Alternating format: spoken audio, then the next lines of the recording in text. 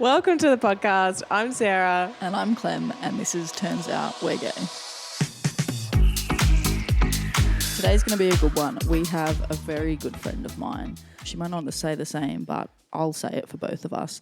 She was a contestant on the first Australian Queer Bachelorette, mental health and LGBTQIA plus advocate, Lululemon ambassador, NRL cheerleader, and a great friend of mine, as I said before. It's Kira Dib. It's Kira. She's back round too. See her drop it low with the cheering pom-poms. No, Holly is a great friend of mine and she's been very lovely to come on here and have a little chit-chat with us. I'm actually worried for Sarah because I don't think there's going to be much progress in this conversation at all. I'm going to have to really try and navigate the conversation, I think. But that's okay. That's what we're here for. But can we just say that this is our first guest on Turns Out We're Gay? It is. Super exciting. You will be the first guest. Fuck yeah. You're welcome. Thank you. I like to come first. You heard it here first. You heard it here first. Kira, take note. Seriously. This is actually like going places.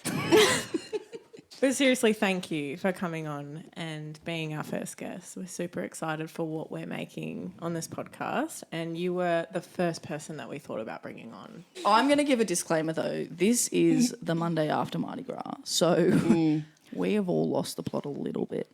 Yeah. And Just possibly still... You have the most delayed hangover ever, I think, and you're still hungover right now. Because I'm 31. But on that note, how was your Mardi Gras? What happened? What was the highlight for you? Got to go on the Virgin Pride flight as a Lululemon ambassador. That was really cool. So Virgin put on 2 Pride flights, one from Brisbane to Sydney and one from Melbourne to Sydney. Really epic.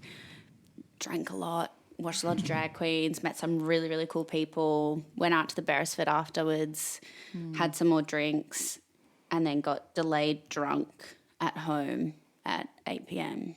So that was interesting. I got home sober, and then half an hour later, I was a bit drunk, but really fun. And then had a friend visiting from Townsville, so we took her out Friday night, Saturday night, and Sunday night, and then worked today, which was interesting.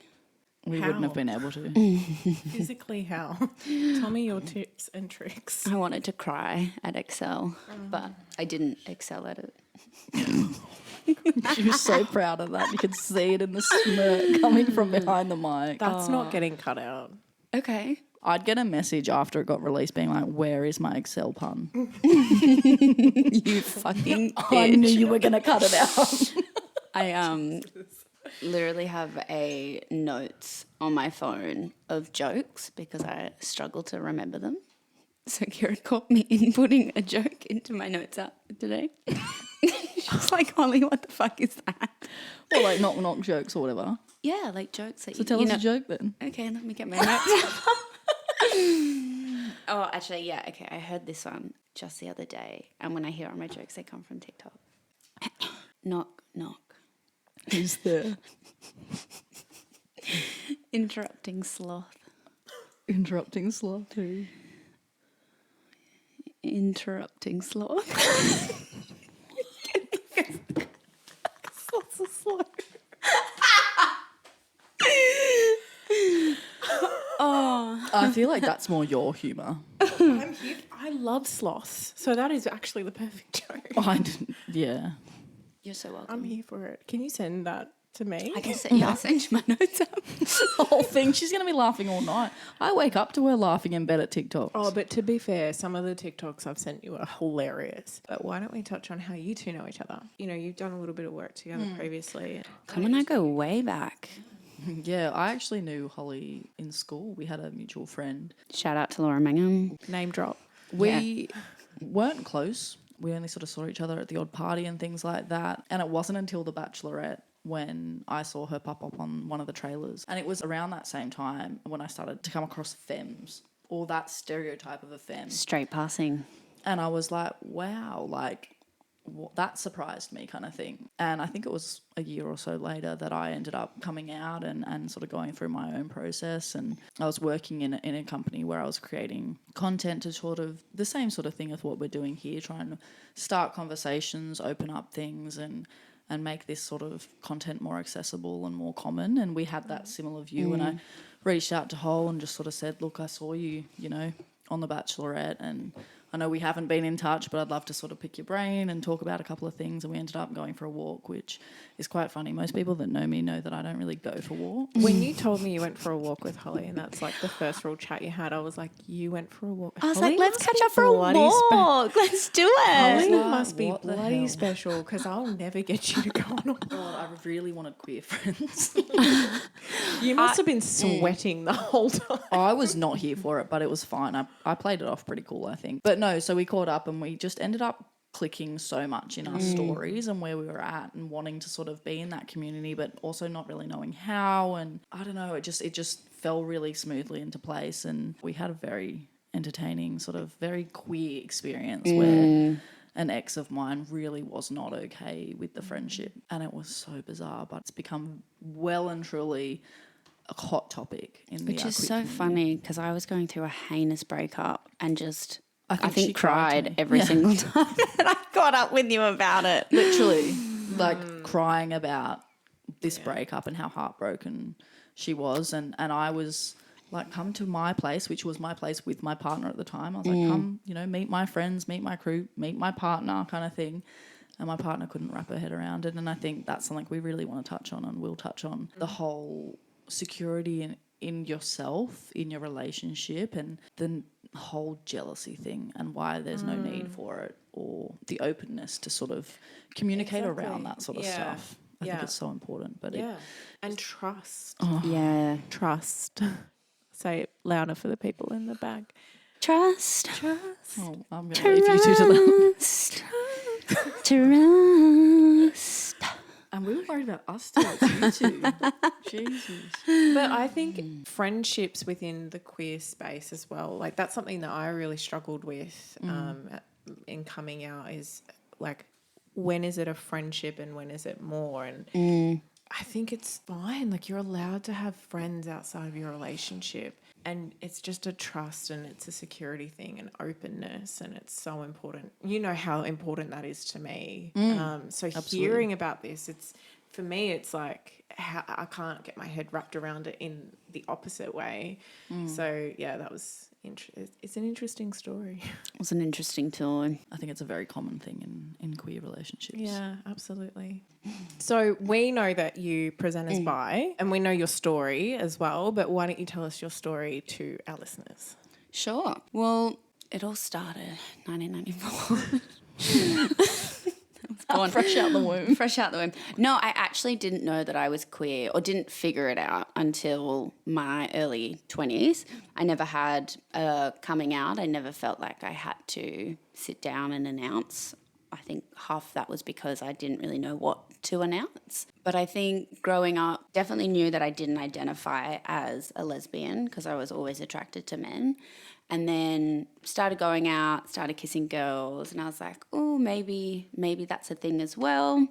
And then I had a partner at the time, and I went to them and said, oh, I think I might be queer. I think I might be bisexual after doing the Am I Gay tests online that we all did. We have all done one of those tests. And he was like, no, I don't think you're bisexual. I think you just like kissing girls. And at the time I was like, okay, fair enough. La-di-da. I was like 18, 19 or 20 at the time. And then we broke up and I started like really exploring it. And then dated girls but never liked any enough to like progress in and have, a relationship with. And then where was I? How old was I? When I went on The Bachelorette, I was a fair bit younger than I am now. And I had a couple of friends, my twin sister and a couple of friends sent me the application link and they're like, you should just give it a go. And I was like, okay, sure. So I applied. I told my mum at the time, I was like, I'm applying for The Bachelorette. And at first she was a bit like, oh, okay, that's like interesting. And I totally misinterpreted it. And at the time I was like, oh, maybe she doesn't, support it or whatever. And then I kept going through the interview and the selection process and getting further and further down. And then I got accepted as a contestant. And I went out to my mum. I was like, Mum, I'm going to be on The Bachelorette. And she was like, why do they want you as the Bachelorette? I'm like, they don't. I'm just a contestant. And she's like, oh, that makes so much more sense. That's so exciting. And I was like, okay. Why do they want you? Why do they want you? She's like, but you're not famous or anything. And I think Sophie Monk had just been the Bachelorette and had like a string of, more well-known personalities. We had Angie Kent and strong women like them. And then little on me is like... She's like, they've lost some budget. She's like, damn. Cutbacks. And yeah, went on the show, made it to top 3. And then, Brooke and I didn't think that we'd have a relationship that like stood the test of time and would have worked out in the end. So left that and ended up dating one of the contestants as well and had a really lovely relationship with her for just over a year. And then since then had someone slide into my Instagram DMs and be like, hey, what's up? And now I would say that I identify either as bisexual or as pansexual. I don't really mind what label people want to put on me, just not straight, please. I love that. I love that because I feel like so many people are so specific, like, this is my label, whereas Holly's wording is, I don't care what label you put on me. Just don't do straight. It's not straight. That's all I know. Has the pansexual part sort of come out through evolving? Have you always identified that way, or...? I think, especially growing up in the time we did and the places that I grew up both in Sydney and then also on the far south coast in a little country town where I knew 2 lesbians and that was it. I didn't know anyone who was bisexual. I don't even think I knew the terminology that we have now. So it's been a very slow, long progression into going, okay, well, I'm definitely not straight. I'm definitely not a lesbian. Okay, I think I might be bisexual. From there exploring and then hearing the term pansexual and learning what it is, I'm like, oh, that resonates with me. Yeah. So I kind of use the 2 terms interchangeably, however I kind of feel. And also I think depending on who I'm speaking to, I think some people, and might be me putting my like projections onto others, but I don't think some people would know what the term pansexual is. So if I kind of can't be bothered explaining it, I'll say I'm bisexual, or, bless my Oma, who is nearly 90. She's German. She went through the war. She's a bit of a hard ass. She doesn't understand what bisexuality is. So she's like, I love you either way. Just pick one. So to her, I'm a lesbian. And she's like, that's great. I'm so happy for you. I just can't. I need it to be one thing. Yes, be one or the other. I love that. Doesn't matter which one. Yeah. I feel like that's me with your outfits. It really is. I love them both. Just pick one. Just pick one. I want to touch on that pansexual thing because this does come up. And I actually thought early in my sort of coming out story that maybe I was pansexual. That's now evolved. I'm very much lesbian. It's a strong no for me. It's a strong lesbian label. And Clem can confirm. But hello, my name is lesbian. but I know there would be listeners on this podcast that maybe don't know what pansexual is or have heard about it and resonate with it but don't know how to be fluid with it and, is that what they are? So what is pansexuality to you? Pansexuality to me is not so much the body that someone comes in, it's who they are as a person. So it's got mainly to do with personality. I don't care if you're a cishet man. I don't care if you identify as a woman. I don't mind if you're a transgender woman. I don't care how you identify. It's just I like you for who you are. Yeah. And I really love that. And that's the challenge that I came up against, that I was seemingly attracted to people regardless of their gender. And that's where I thought that sat with me. But I'm a lesbian, so, that's what I am now. But I do think this will come up, though, and I think it's interesting to talk about. So thanks for sharing that. I love how you locked eyes. I am a lesbian. You're safe, Clem. I don't need reassurance.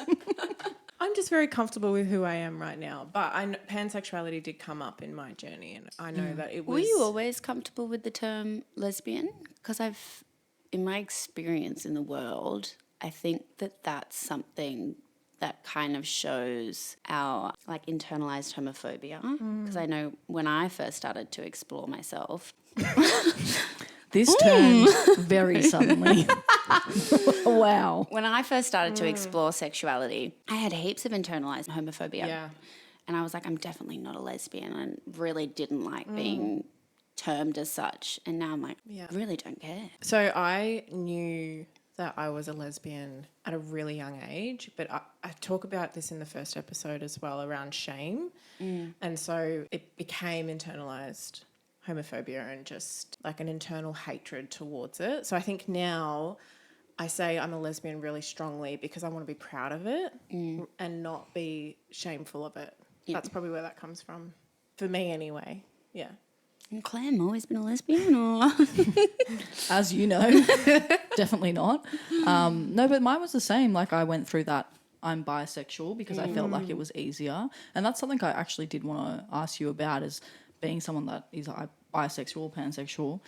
How do you feel about people like myself or whatnot that aren't comfortable with using the term lesbian, so they kind of fall back on that term of bisexual? I mean, in my sense, I wasn't necessarily aware completely of what it was, but I think there's definitely people out there that maybe aren't comfortable to use the term lesbian, so they represent themselves as bi when they are maybe that way. And I wondered if that is something in, you know, people that are bisexual, if that's something that makes you feel any certain type of way. I think it's sad that we live in a world where people are judged on who they love and feel the need to protect themselves from that homophobia and that anger and that violence. It doesn't bother me in the slightest what someone calls themselves. If someone is a lesbian and wants to use the term bisexual because they find it easier to get through the world like that, go for it. Yeah. Go for it. Yeah, I love that. Because, I mean, it definitely for me was a much easier stepping stone. And I wasn't aware at the time that I wasn't bisexual. I just thought I must be because I had been with a guy previously and now I was wanting to explore with women and such. But it's definitely a very interesting topic. I just had someone respond about the first episode who's in a straight marriage, and she talked about how she just doesn't feel like she fits in or is accepted in the bisexual sort of community because she lives a straight life. I think there's so many different concepts about people that are bisexual, you know, and live that life, and you might not perceive to the public eye as that way, but that's their sexual identity, and who is anyone to tell them otherwise, kind of thing. Yeah, absolutely. I think we've had a few people as well. I'm thinking of one particular person that listens in on our TikToks quite a lot who is bi, and she has some struggles around people validating that and saying you're either one or the other and you can't sort of sit in the middle. What's your thoughts around that in the queer community? Do you think bi is represented, you know, and supported fairly in your community, and how do you feel about that? I think anyone who knows me knows that I'm a fence sitter in more than just my sexuality. I think I go through life trying to look at both sides of the picture. There's always two points of view. There's always two truths. And I think the same thing with sexuality. Like, I'm very, very privileged to really not have experienced much biphobia or too much hate and disbelief about how I identify. But who fucking cares? I know, right? How does me identifying as a bisexual affect your life? Like, you go through my dating history. I've dated men. I've dated women. I continue to find both attractive. How does that affect you and your 9-to-5 office job, Steve? It doesn't.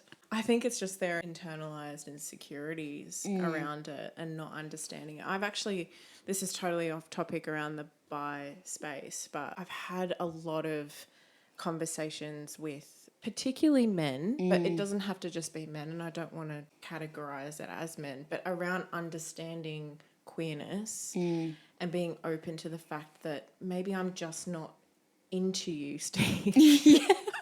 Bloody Steve. Bloody Steve. And I think in that bi space, I've heard anyway from people that either follow me or even friends that I know that have been bi, where they've had those challenges of people just not accepting that that's just who they are and they can be attracted to more than one sex. Yeah.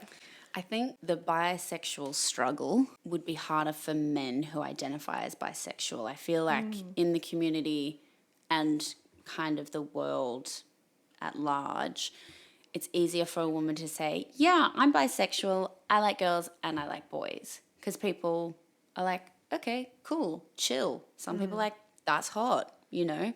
Whereas if a man comes out and says it, I feel almost the first reaction is, oh, it's just a stepping stone to being gay. Just like you used it as a stepping stone to figuring out that you're a lesbian. It doesn't have to be a stepping stone. It can be like the stone that you step onto and stay onto. Yeah. Like, it's fine. But yeah, I definitely have experienced that around men. Yeah. And yeah. And yeah, you know, when you have a that is thought all. and then you're like, I thought there was going to be more to the thought that I had. And there wasn't. That was That's it. actually the end of And this. men, full stop. And Steve. And Steve. And Steve. Do you think bi is represented well in the queer community? I think so, and I think it'll be a continual progression just as more quote-unquote labels come out and more instances of people identifying as different versions of themselves. I think that once it becomes more quote-unquote norm, it'll be more of a accepted place to rest. Yeah, exactly. Have you had any personal challenges yourself in that space? Not really. I know that's such a privileged place to be, but I haven't had anyone say, well, the next stop is being a lesbian, or you can't say that that's what you are. Yeah, I've been very, very lucky. I grew up dancing, hairdressing, surrounded by really strong women. And I don't know if that has shaped my experience. I haven't really had a whole lot of male influence as well as stereotypical toxic masculinity in my life. So I think that I'm very fortunate to move through the world as I have. Yeah, that's a good story. Obviously, you know, there are bi people that have those challenges, but I do think it's becoming a normal conversation now. And I think we're in a better place now than what maybe in the past. So it's good that you're having good experiences now. Yeah, I was just about to say, you know, you say you're privileged or you're lucky or whatnot. I can't wait for that to just be the norm. And it's not lucky that you're having a positive experience being who you are. Yeah. Do you know what I mean? Like, even that in itself, I think, carries weight, that we know if we have a positive experience in the queer community that it is a lucky thing, or you're part of a minority that, you know, a lot of people don't have those positive experiences.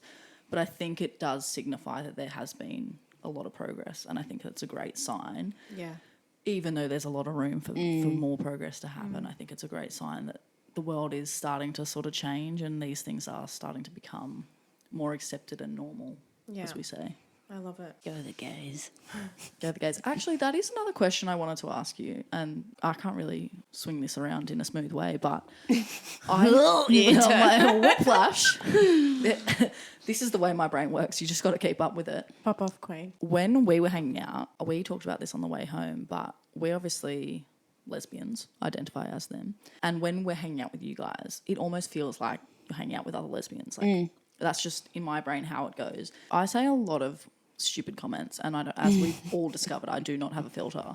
So I remember I said a few times, let's go lesbians. And then later on in the afternoon or whatever, I obviously knew you were bi, Pan. I didn't know how Kira identified, and she had also mentioned something about being bi later on in the afternoon.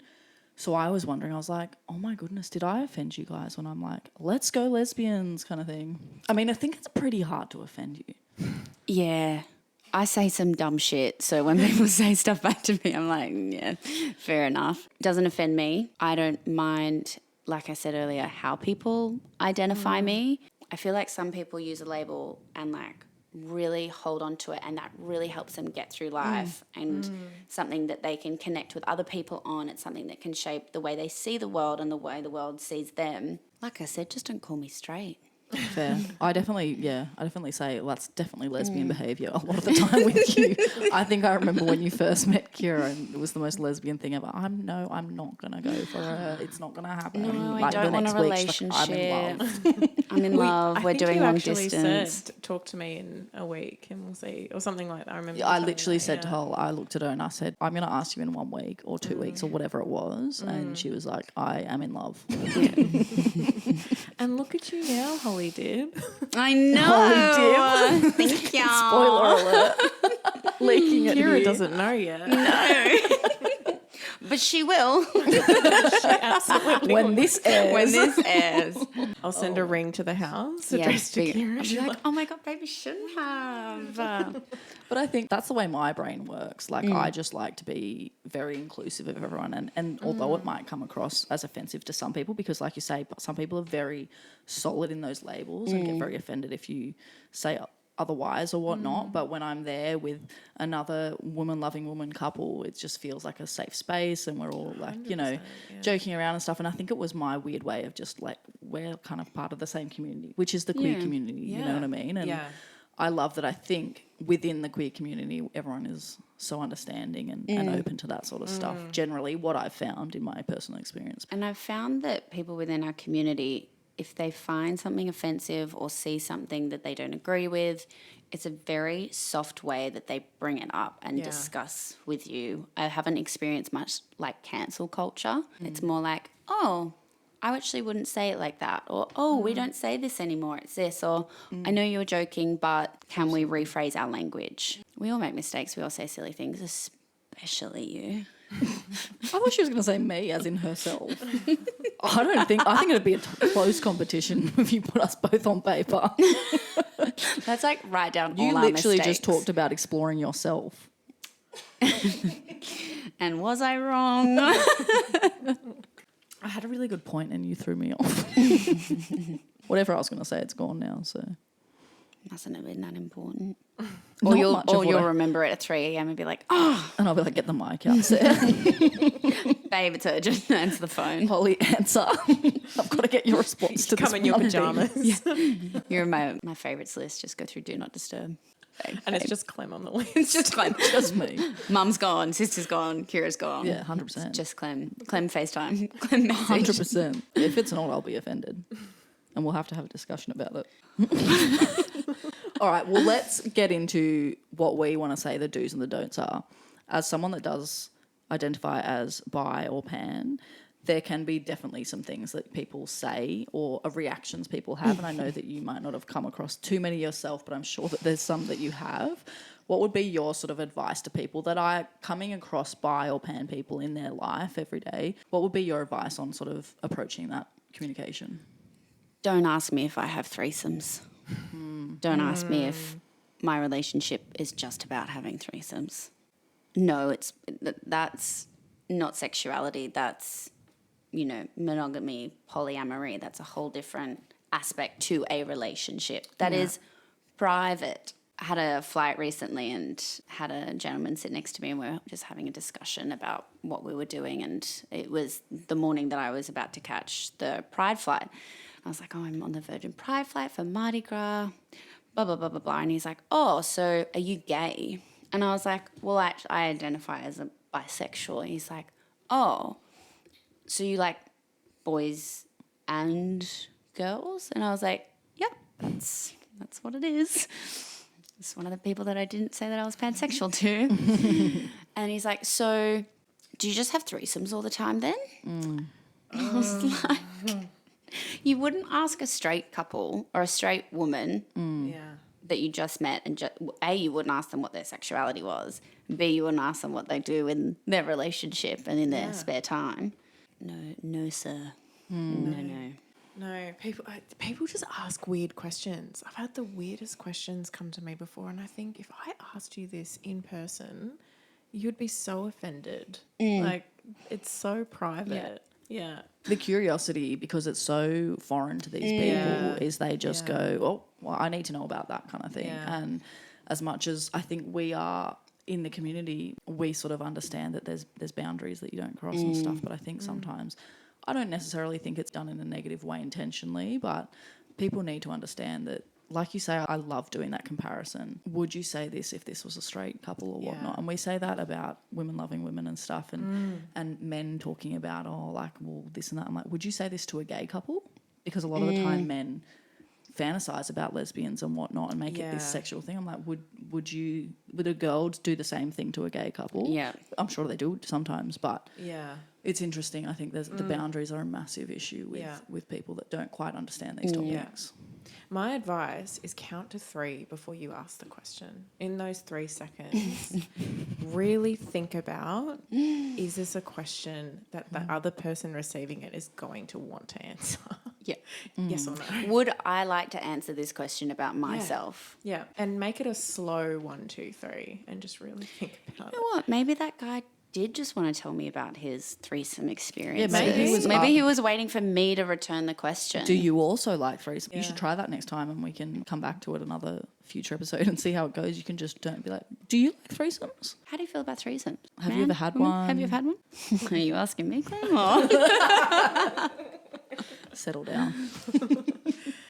Is there any other do's and don'ts for you other than the threesome thing that you've come up against?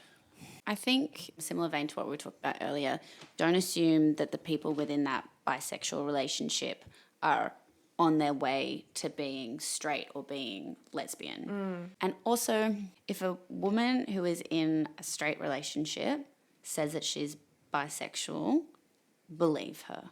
And the same for a man. If a man who's dating a woman at the time says that he's bisexual, believe him. Don't assume that he's using the woman to cover up the fact that he's gay. If he's comfortable enough to tell you that point about his life and who he is, take it and accept it for what it is. Yeah, I love that. For me, what it says and what I sort of take from it, from talking to you and other people that are in that bi realm, is the way they identify is enough validation. And it will always be. And we've thought about it for far longer than anyone else has thought about it. Exactly, yeah. I've done too many tests, too many online tests for someone to tell me. What's the best online test? So it's www. She's got one open on her phone now. If in you my put notes. in my code, you get 10% off. You might find out you're bi too. You can join my crew. So what's next for you? What's next for Holly? Next for Holly, I have a big year ahead. I put on some seriously big girl panties recently, and I bought a house. Oh my Yeah. God. I didn't know that. amazing. Yeah. Pop off, queen. Thank you. Yeah, I am now a mortgagee, Okay. which is a bit scary. Also really great, really fantastic. I've been saving most of my adult life to be able to do this. I've bought an investment property in far north Queensland. Super excited. It's been a really, really great process. So getting that all sorted. My partner Kira and I are off to Egypt in a couple of weeks, and then we're going to do Bali at the end of the year. Oh, We're amazing. going to do another year of long distance. It's not a lesbian relationship without a little bit of long distance. Yeah, I'm still doing some work for Lululemon for the rest of the year. Still working in advertising. Football season's just gone back, so Cheers just restarted, which is really fantastic. I'm cheering for Manly Sea Eagles this season. You're finally with the right team.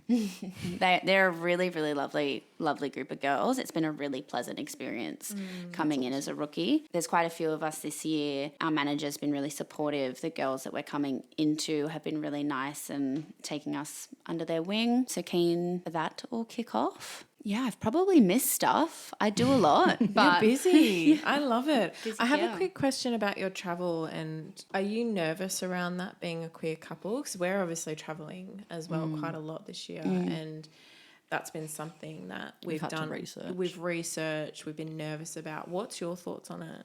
I'm nervous to go to Egypt in Yeah. a queer relationship. And Kira and I have spoken about this, and we will be pretending that we're not in a relationship. yeah. We're just two friends. We've got different surnames as well, so that's not a barrier that we have to come across. I think there are certain countries where it's not safe to Yeah. be queer, gay, whatever umbrella term you want to use. And then there's some countries where it's really fantastically accepted. My advice is to just do your research on the Yeah. countries that you're going to and don't try to be groundbreaking or rule breaking. Just stick to it. Enjoy the country for what it is and then enjoy your relationship, how it is back home. Yeah, it's hard, and I wish it was something that we didn't have to come across. But I love what you said around go there and not try and change that people are already there trying to do that, and it's already a challenge, and they're at different times than what we are at here. And I think we're very lucky in Australia to not have some of the challenges that you would find in those countries. Yeah. So I love that. I think that's really important as well, to be safe. Yeah, my country is Australia, and we've grown up how we've grown up with the acceptance that we've experienced or are starting to experience. When you step into another country, just as we expect others to respect our rules, regulations, laws here, you have to do the same over there, whether you agree with it or not. Exactly. Yeah, I could not agree more with that. Just like everyone, let's hold hands. And let's have fun and be nice. You know, just a little make everything better. You would. I would. Give everyone a kiss and it'll be better. I love it. I love it. Oh, that's so exciting though. We do have a bit of travel coming up and we're very excited. Yeah. Very excited. We are very excited. Well, thank you, Holly. Thanks for coming into the podcast. Anytime. Thanks for having me. It's been such a pleasure. And it's been a pleasure meeting you. Clem's told me so much about you. And I know we met at Christmas. Best partner Clem's ever had. Stand by it. Yeah. I'm still trying to get into the throuple situation. I'm not, it's fine. Look, maybe after our quadruple interview, you might have cracked it. Maybe that'll be your initiation. Clem and I are essentially the same person, so You really You should be do pretty you compatible. want two of us? You really are. Don't ask her that. I don't want to know the answer. We'll just do a clothes swap on the next episode. I think she wouldn't be able to tell. Just put the glasses on and it'll be spitting. You are image. exactly the same. Yeah, spitting image. 100%. Well, thank you so much. Loved having you on the podcast, and I'm sure we'll have you back for a future episode. You actually don't have a choice. I'll just tie my hands around the microphone. Yeah, literally. You're stuck there now. Take the microphone with you to Egypt, so if we need to do a virtual podcast. This is Holly coming live from the pyramids. She's in her element. She's loving it. You would love it. Oh, funny. All right. Love you, bye. Love you. Bye. Love you. Bye.